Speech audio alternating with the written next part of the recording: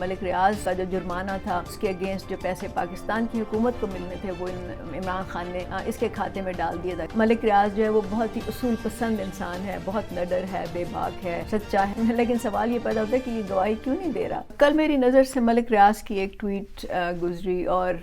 یہ kind of عجیب بات تھی میرے لیے، کیونکہ ملک ریاض پبلک میں آتے نہیں ہیں اتنا، نہ میڈیا پہ آتے ہیں نہ بات کرتے ہیں، بلکہ آپ کو تو معلوم ہے میڈیا پہ ان کا ذکر ہی نہیں ہوتا۔ تو میں نے وہ جب دیکھی ٹویٹ تو میں نے پڑھ کے دیکھا تو ان کے جو پہلا جملہ تھا وہ یہ تھا کہ میرا کل بھی یہ فیصلہ تھا، میرا آج بھی یہ فیصلہ ہے کہ چاہے جتنا مرضی مجھ پہ ظلم کریں میں گواہی نہیں دوں گا۔ ظاہر ہے کہ ان کا اشارہ یہ القادر ٹرسٹ کی طرف تھا، کیونکہ اسی پہ مقدمہ چل رہا تھا نا، اسی میں ان کی گواہی جو تھی وہ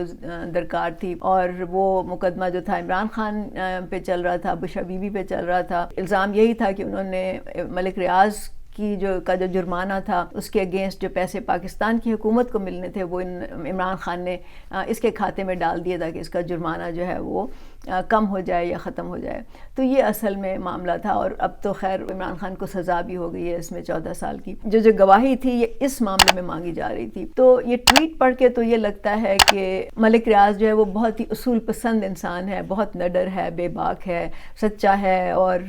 کھڑا رہے گا اپنے موقف پہ۔ لیکن سوال یہ پیدا ہوتا ہے کہ یہ گواہی کیوں نہیں دے رہا؟ اگر یہ سچا ہے، اگر یہ حق پہ ہے، اگر اس نے کوئی بات چھپانی نہیں ہے تو کیوں گواہی نہیں دے گا؟ مطلب پاکستان کے کورٹ نے کہا ہے کہ آپ آ کے اس مقدمے میں اپنا موقف بیان کریں یا آپ بتائیں کہ کیا ہوا تھا، اور آپ نہیں جا رہے، تو اس سے ان کی سچائی تو نہیں واضح ہو رہی، اس سے تو لگ رہا ہے کہ یہ دھوکہ کر رہے ہیں پاکستان کے ساتھ، پاکستان کے لوگوں کے ساتھ۔ آپ کیوں نہیں جا کے گواہی دے رہے عدالت میں؟ تو ایک تو یہ بات ہے۔ پھر اس نے یہ کہا کہ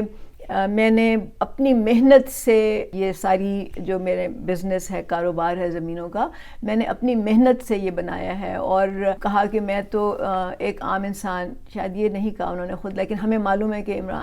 ملک ریاض کی شروعات جو تھیں وہ ایک عام انسان کے طور پہ ہی ہوئی تھیں، لیکن انہوں نے یہ کہا کہ شروع میں مجھے بہت مشکلات پیش آتی تھیں جب میں سرکاری محکموں میں جاتا تھا، مجھے میٹنگز کے لیے وقت نہیں دیا جاتا تھا، افسران جو تھے وہ لالچی تھے، مطلب ظاہر ہے کہ ان سے رشوت وغیرہ مانگتے ہوں گے، اور مجھے بلیک میل بھی کیا گیا اور وغیرہ وغیرہ ساری انہوں نے ذکر کیا، اور کہا کہ لیکن ان تمام مشکلات کے باوجود اللہ نے مجھے استقامت دی، مجھے سرخرو کیا، اور آج میں اس مقام پہ ہوں۔ اب بات یہ ہے کہ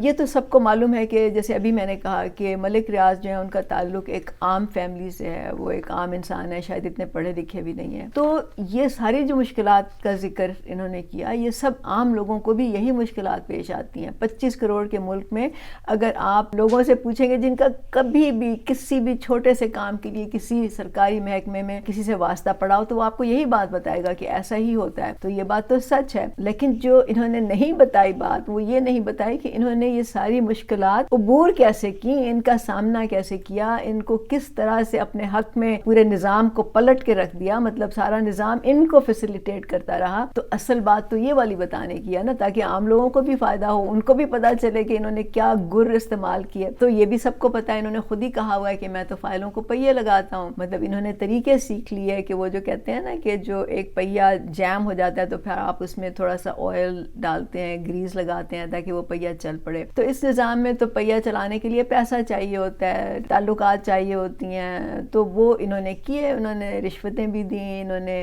لوگوں کو وہ کہتے ہیں نا کہ اپنے احسان کے نیچے بھی رکھا، مطلب ان کا تو کہانیاں ہے نا، انہوں نے پلاٹ دیے ہوئے ہیں لوگوں کو تاکہ وہ آئندہ ان کے خلاف کوئی بات نہ کر سکیں، ان کو موقع ملے کہ یہ ان کو بلیک میل کر سکیں۔ ابھی آپ کو معلوم ہے کہ کچھ عرصہ پہلے اسی طرح کی بات ہو رہی تھی، تو انہوں نے ایک لسٹ جاری کی تھی صحافیوں کی، جس میں کہ حامد میر اور اس طرح کے اور نجم سیٹھی اور اس طرح کے لوگوں کے نام تھے، جس میں انہوں نے کہا ہوا تھا کہ میں نے ان کو پلاٹ دیے ہیں، ان کو پیسے دیے ہیں وغیرہ وغیرہ۔ تو انہوں نے یہ گر بھی سیکھ لیا کہ لوگوں کو کس طرح سے بلیک میل کرتے ہیں، لوگوں کو کس طرح سے اپنا احسان مند کر کے پھر ان سے آپ اپنے فائدے اٹھاتے ہیں، کس طرح سے ان کو چپ کراتے ہیں آپ۔ تو یہ ساری باتیں ملک ریاض نے کی، تو اس کا تو انہوں نے کوئی ذکر نہیں کیا۔ تو یہ کیسے اپنے آپ کو ایک اصول پرست انسان کہہ سکتے ہیں، ایک سچا انسان کہہ سکتے ہیں؟ انہوں نے تو خود لوگوں کو بلیک میل کرنے کے لیے یہ سارا کچھ کیا ہے۔ اچھا، اس طرح انہوں نے بتایا کہ یہ تو میں نے سارا کیا، اور میں نے کس طرح سے اس نظام میں رہتے ہوئے میں نے اپنی یہ پوری جو کاروبار ہے وہ بنایا۔ پھر اس نے کہا کہ اب صرف ایک گواہی کی وجہ سے مجھے بیرون پاکستان منتقل ہونا پڑ رہا ہے۔ تو اب یہ میرا خیال ہے دبئی میں جا کے سیٹل ہو گئے ہیں، اور وہاں پہ انہوں نے ایک کمپنی اسٹیبلش کی ہے، وہاں پہ بھی ان کا یہی زمینوں کا کاروبار ہے، اور یہ کہہ رہے ہیں کہ وہاں کے جو حکمران ہیں وہ وہ ان کی ویژن ہے اور ان کی سپورٹ ہے جس کی مدد سے میں یہ کر رہا ہوں. ظاہر ہے ملک ریاض کی تو پراپرٹیز لنڈن میں بھی ہے نا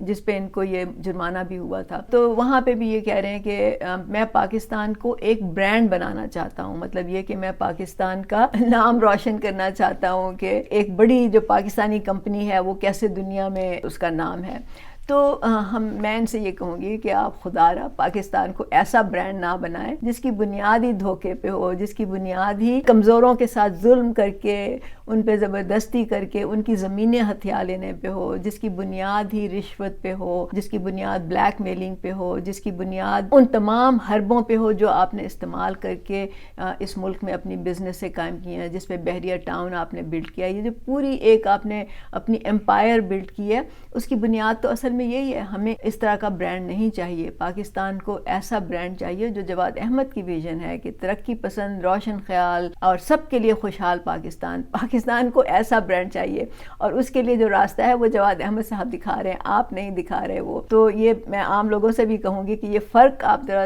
دیکھیں اور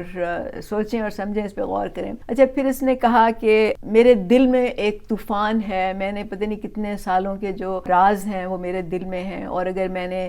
یہ بند توڑ دیے تو پتہ نہیں کیا ہو جائے گا. وہ انہوں نے ٹویٹ میں لکھا ہے. میں ان سے یہ کہوں گی کہ آپ نے جو راز اپنے سینے میں رکھے ہوئے ہیں یہ کس لیے رکھے ہوئے ہیں؟ مطلب آپ نے راز اسی لیے رکھے ہوئے ہیں نا کہ آپ وقت آنے پہ پھر ان لوگوں کو بلیک میل کریں جن کے راز آپ کے سینے میں دفن ہیں. تو اصل میں یہ آپ کے راز نہیں ہے ملک ریاض صاحب، یہ قوم کی امانت ہے آپ کے پاس. یہ قوم کا حق ہے کہ وہ یہ جانیں کہ کس کس سے آپ نے پیسے لیے، کس کس کو آپ نے پلاٹ دیے، کس کس بات پہ آپ نے ڈیلز کی، کون سی خفیہ آپ کی ملاقاتیں ہوئیں، کون سے سیاستدان ہیں جن کے ساتھ آپ کے بزنس ہیں، کاروبار ہیں، کون سے لوگ ہیں جن کو آپ نے تھریٹن کیا ہوا ہے، کون سے صحافی ہیں، کون سے میڈیا چینلز ہیں جو آپ کا نام لینے سے ڈرتے ہیں. وہ لوگ وہ کون لوگ ہیں اور وہ کیسے آپ نے ان کو کنٹرول کیا ہوا ہے، یہ آپ بتائیں پاکستان کے لوگوں کو. اس کے لیے آپ پاکستان آئیں، اور اگر اتنے اصول پسند ہیں، اتنے نڈر ہیں، تو آپ اس کا سامنا کریں نا. آپ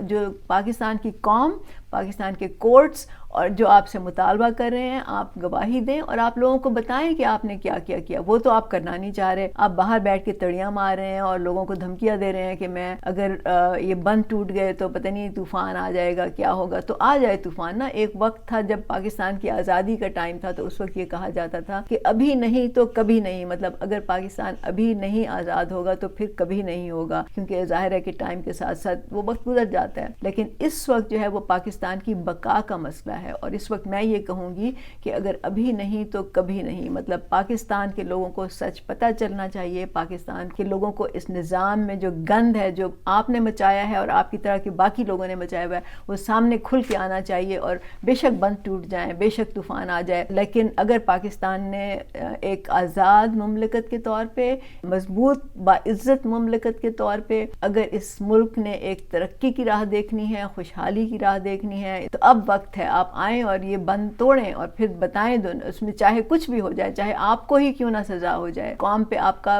حق بنتا ہے کہ آپ آئیں اور یہ بات کریں سب کے سامنے. تو اب یہ ڈرامہ ختم کرنے کا وقت آ گیا ہے کہ اللہ کے نام پہ آپ نے دعوے کیے ہیں، لیکن آپ نے جو کام کیے ہیں وہ اللہ تو آپ سے نہیں کروا سکتا، کبھی بھی نہیں کروا سکتا. یہ تو آپ نے خود دھوکہ دیا ہے، یہ آپ کا فیصلہ تھا. اس میں اللہ کو شریک نہ ٹھہرائیں خدا کے واسطے. اور میں آپ کو یہ بات بھی بتا دوں کہ آپ کی شروعات جو ہیں وہ ایک عام انسان سے کی طرح سے ہوئیں. آپ کا تعلق ایک عام فیملی سے ہے. اس وقت دراصل آپ کا حق، آپ کی مطلب آپ پہ یہ ذمہ داری عائد ہوتی ہے کہ آپ پاکستان کے عام لوگوں کو بتائیں، بلکہ ان کے ساتھ کھڑے ہوں اور ان پہ واضح کریں کہ یہ نظام کیسے چلتا ہے، کیسے آپ نے اس سے فائدے اٹھائے ہیں. ان کو اندر کی بات کا پتہ ہونا چاہیے جو کہ کسی کو نہیں ہے، جو کہ ہر چیز چھپائی جاتی ہے پاکستان کے لوگوں سے. اور میں پاکستان کے لوگوں سے کہوں گی، عام لوگوں سے کہوں گی کہ آپ لوگ بھی ذرا سوچیں سمجھیں اور آپ دیکھیں کہ آپ لوگ کیا کر رہے ہیں. اس وقت صرف جواد احمد ہے، جو میں نے پہلے بھی کہا کہ جس کا نعرہ ہے ترقی ترقی پسند، روشن خیال اور سب کے لیے خوشحال پاکستان، صرف وہی یہ راستہ آپ کو دکھا سکتا ہے۔ اور میں ایک اور بھی بات کہوں گی کہ جو اس نظام سے لڑے گا نا، جو کہ ملک ریاض جو ہے دعویٰ کرتا ہے کہ اس نے اس نظام کو شکست دی ہے، وہ شکست نہیں دی، اس نے استعمال کیا ہے۔ دراصل اس نظام سے لڑے گا وہی جس کا اپنا دامن صاف ہوگا، جس نے خود کوئی کرپشن نہیں کی ہوگی، جس نے خود کوئی پیسہ نہیں بنایا ہوگا، جو خود لالچی نہیں ہوگا۔ اور ایسا انسان جواد احمد ہے۔ جواد احمد کو تو اپرچونٹیز تھیں، اس کو تو کتنے مواقع تھے جس کی بنیاد پہ وہ کروڑوں کی جائیدادیں بنا سکتا تھا، وہ فارم ہاؤسز بنا سکتا تھا، وہ پلازے بنا سکتا تھا، وہ اس کا تو بینک بیلنس ہوتا، پھر وہ ویگوز میں اور پتہ نہیں کن کن گاڑیوں میں اپنے گارڈز کے ساتھ گھوم رہا ہوتا، وہ ہزاروں کنالوں کے محل میں رہ رہا ہوتا۔ تو جواد احمد کے پاس تو یہ سارے مواقع تھے، لیکن اس نے تو نہیں یہ استعمال کیے نا، اس نے تو ٹھکرا دیا ان سب کو، کیونکہ اس کے سامنے ایک مقصد تھا، اس کے سامنے ایک نصب العین تھا کہ وہ اس ملک میں عام لوگوں کو خوشحال دیکھنا چاہتا تھا۔ تو دیکھیں پاکستان میں بہت سے لوگ ہوں گے جو نہیں کرتے،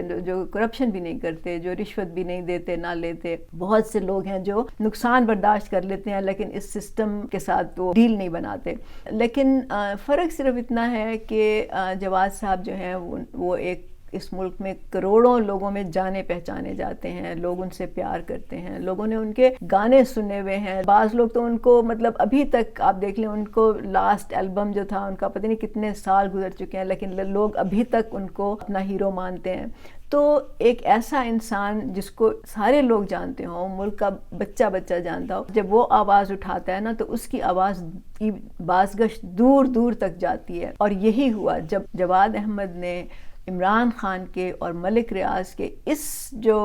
سلسلہ چل رہا ہے، جب اس پہ آواز اٹھائی، جب اس نے پوچھنا شروع کیا پی ٹی آئی سے کہ بتاؤ مجھے کہ تمہاری نظر میں ملک ریاض کرپٹ ہے یا نہیں، تو اس کی بازگشت دور دور تک گئی۔ اور اسی وجہ سے اب ان کو یہ جو اس وقت سوشل میڈیا پہ ان کے خلاف مہم چل رہی ہے، وہ اسی کی سزا ان کو وہ دینے کی کوشش کر رہے ہیں۔ لیکن یاد رکھیں کہ جو انسان سچا ہوتا ہے، جو انسان حق پہ ہوتا ہے، وہ جھکتا نہیں ہے، وہ ڈرتا نہیں ہے۔ اور جواد صاحب اسی طرح کے ہیں، انہوں نے جو فیصلہ کر لیا ہے کہ اس نظام کو بدلیں گے اور عام لوگوں کی مدد سے بدلیں گے، تو اب عام لوگوں کی ذمہ داری بنتی ہے، ان کی یہ ایک فریضہ بنتا ہے، قومی فریضہ بنتا ہے کہ وہ جواد صاحب کے ساتھ کھڑے ہوں، ان کی آواز سے آواز ملائیں تاکہ یہ آواز دور دور تک جائے۔ اور یہ جب آواز اتنی توانا ہوگی اور اتنی مضبوط ہوگی تو یہ نہ صرف پاکستان میں بلکہ دنیا میں پہنچے گی، اور دنیا کے لوگوں کو یہ جرت ملے گی یا ہمت ملے گی کہ وہ اپنے اپنے نظام کے خلاف آواز اٹھائیں اور وہ برابری کا نظام لے کے آئیں، اور ایسا نظام جس میں کہ ہر انسان، جو تمام انسان ہیں، ان کی سیاسی، معاشی اور سماجی برابری ہو۔ تو یہ نظام جو ہے، اس کا تصور جواد صاحب دیکھ رہے ہیں، مطلب اس کا خواب وہ دیکھ رہے ہیں۔ تو آپ جب ان کے ساتھ ملیں گے تو تبھی یہ خواب پورا ہوگا۔ تو ہمت کریں، آگے بڑھیں، جواد صاحب کے ساتھ کھڑے ہوں اور اس ملک کو بدلیں، اس نظام کو بدلیں۔ یہ آپ کا بھی اب قومی فریضہ بن چکا ہے۔